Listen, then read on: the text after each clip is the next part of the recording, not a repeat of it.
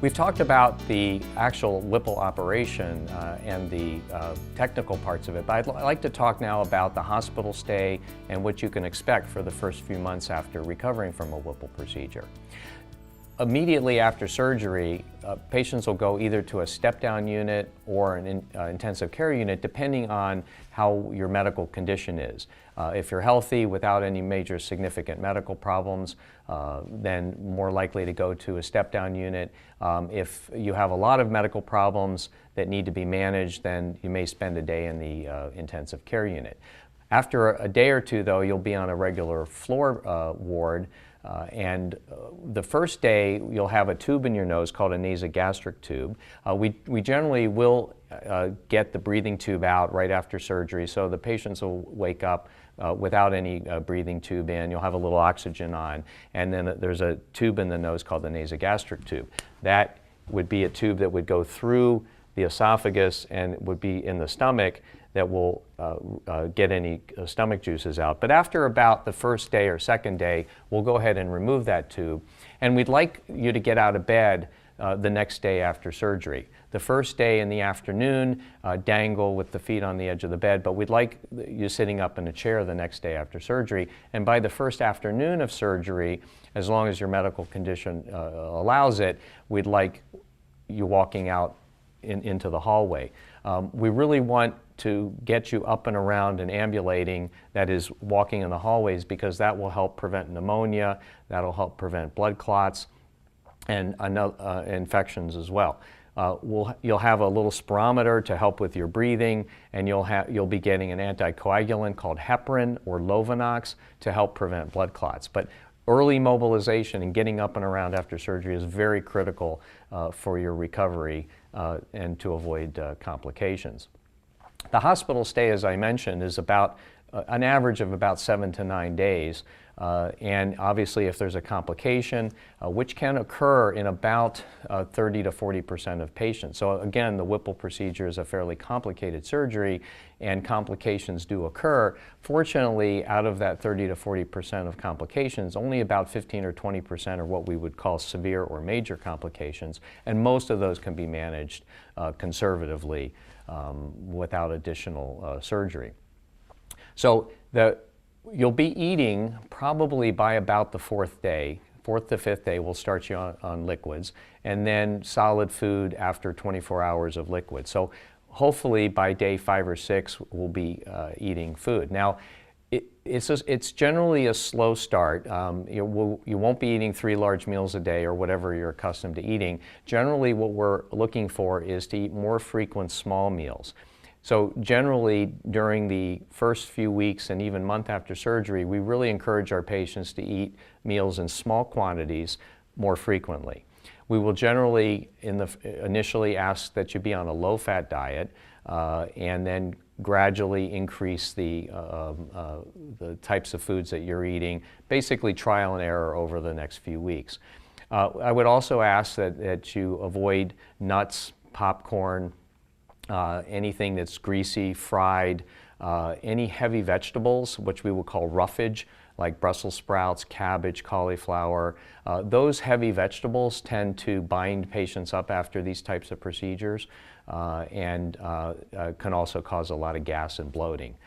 So that would be, I think, the most important thing. And you'll speak with a dietitian who will work with you both before surgery and after surgery and before you go home, and they'll give you some ideas and suggestions for the types of food. But what I would like to add to what the dietitian is going to tell you is really the idea of eating small meals more frequently. That's especially true, as we talked about, with the delayed gastric emptying, where the stomach is slow to empty in the initial period after surgery. It becomes very important to eat small, more frequent meals.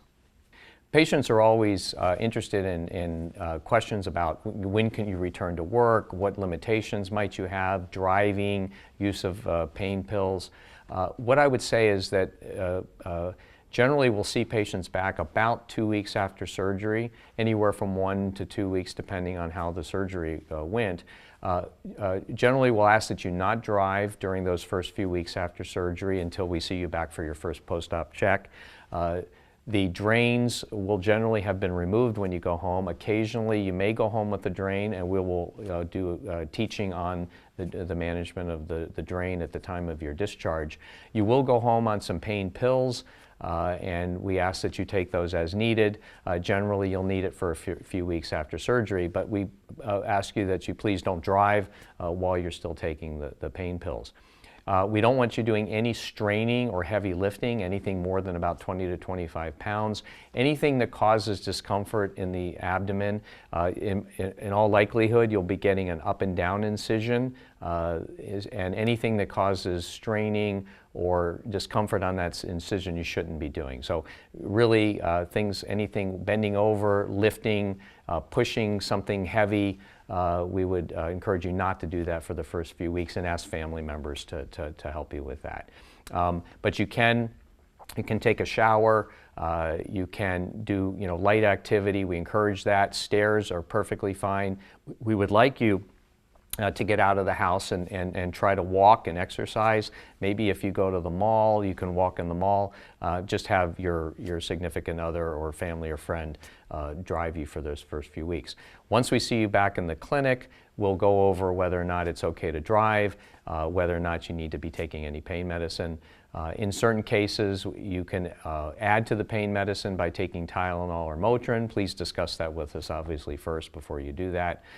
But as time goes on, over the first few weeks, you'll find less and less of a need for pain medicine, and you can start liberalizing the diet and adding more foods. Again, trial and error. Some things you may find will agree with you, others it won't. We ask that you just introduce one new thing at a time so that we can have a better feeling for whether you're tolerating that or not.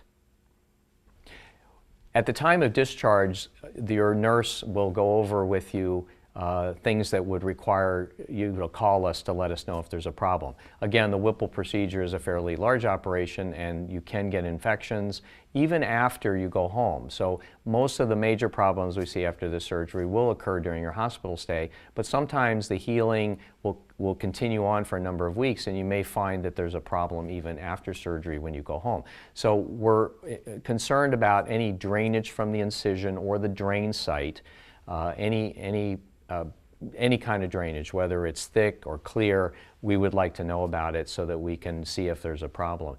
So please call us for that. Any temperature, any over 38, or if you feel hot or have a chill or sweaty, we would like you to call us about that as well.